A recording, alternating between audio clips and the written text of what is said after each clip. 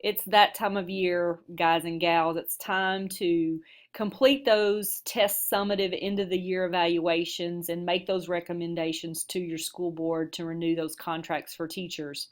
The purpose of this Bloomboard screencast is for principals to see how to actually carry out those TESS end of the year evaluations.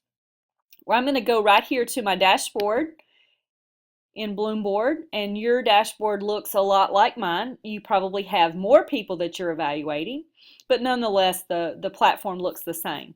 Over to the left, I'm going to collapse these activities out of the way in order to get to the bottom of the page, which is going to have my additional artifacts and TESS summative end of the year. A couple of things I want to remind you about additional artifacts.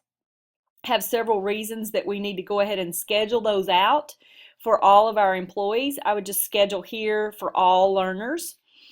One, additional artifacts helps to provide that teacher an opportunity to fill in the gaps for the data. So an example would be maybe they see that you're not collecting any evidence in a certain area of the components, and they have some artifacts that could shed a little more light on that particular component for you to be able to rate them. Number two, another reason for the additional artifacts, it could be just something that they want to share with you that they feel is very relevant to their evaluation process. And three, it might be that they have been scoring basic and they've got some extra evidence that might bump them to proficient, or they may have some evidence that moves them from proficient to distinguished based on the whole year's process. So I would just schedule that out, and then they can upload those artifacts before we get to the end of the year task that we'll talk about later on. So I'm going to collapse that out of the way. Now I'm down to my TESS summative end of the year. Remember, you are not going to be able to schedule that. You need to make sure that your organ administrator has done those end of the year evaluations, and they've paired that with their evaluator, and that's going to have to be done every year.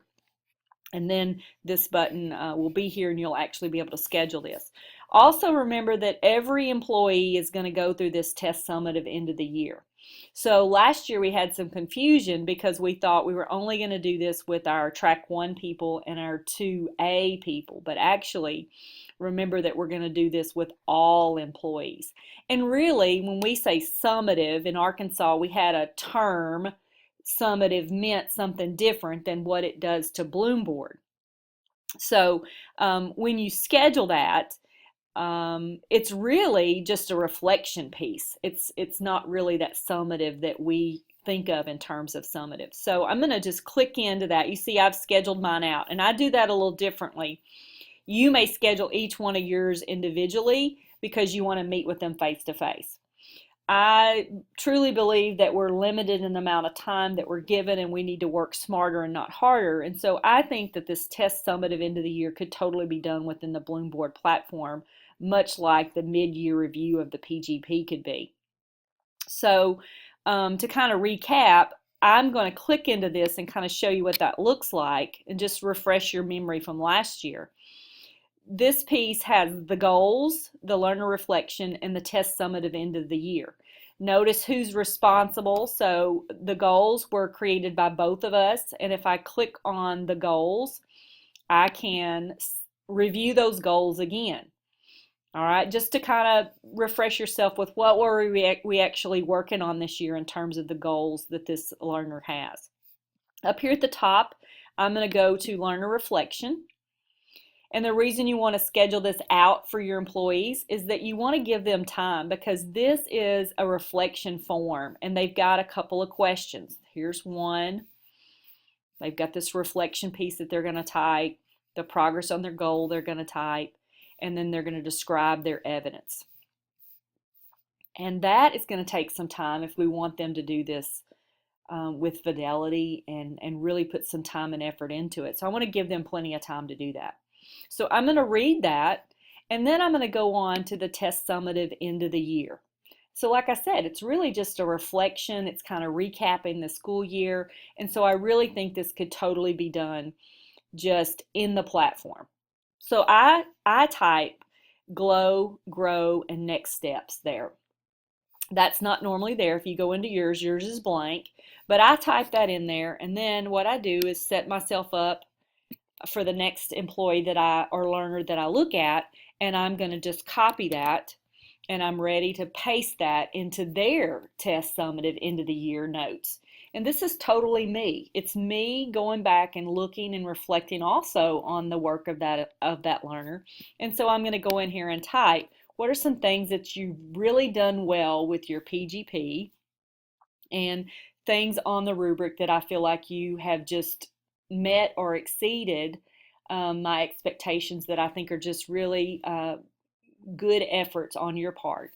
And then under grow, I'm going to put some things there, some specifics. Let's be specific. Remember, this is not the time to say, oh, you're doing a good job. We want to be specific. We're going to give concise feedback to them.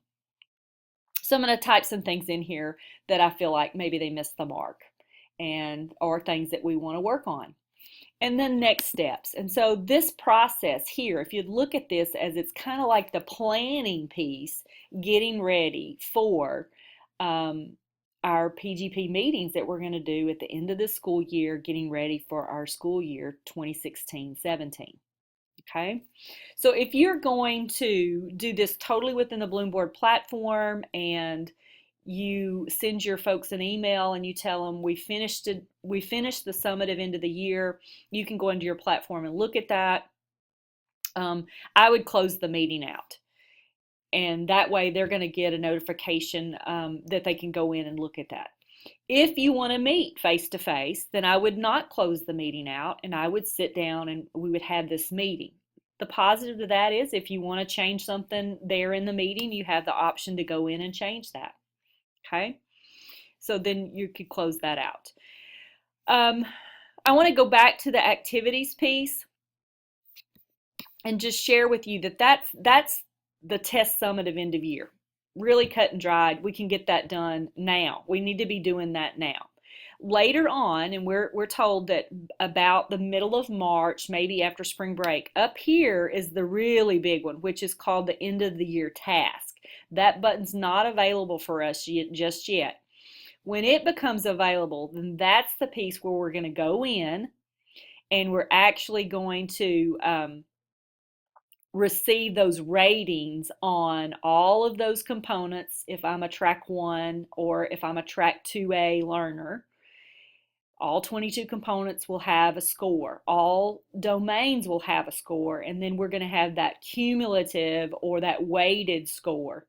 Remember that end of the year worksheet that we were printing out last year, and maybe that was our face-to-face meeting that we met with our learners, our teachers, and we probably had them sign and date that, and that was a copy that everybody shared, and we put one in the personnel file.